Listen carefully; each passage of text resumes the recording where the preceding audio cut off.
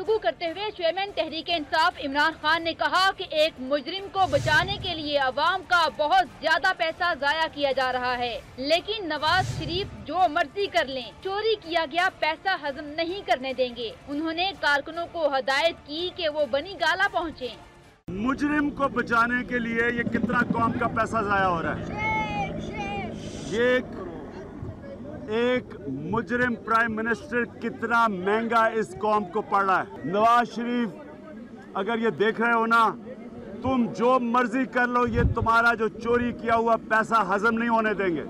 सारे अपने तहरीक इंसाफ के कारकुनों को मैं कल कह रहा हूँ कि यहाँ बनी गाला पहुँचो। इमरान खान ने कहा कि तमाम रियासती मशीनरी करप्शन छुपाने में लगी है। हुक्मरानों ने खौफजदा होकर पूरे बनी गाला को सील कर दिया। वो अदलिया से पूछते हैं कि उनका क्या जुर्म है, हुकूमत ने उन्हें बनी गाला में क्यों बंद किया हुआ है।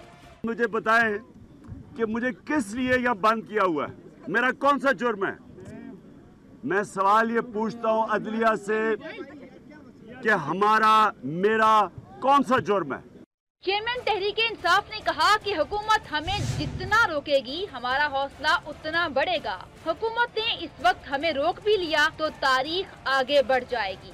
हमने 2 तारीख तो दी हुई है, लेकिन 2 तारीख क्या अगर हमें यहाँ रोक दिया तो 3 तारीख भी हो जाएगी, 4 भी हो जाएगी, 5 भी हो जाएगी।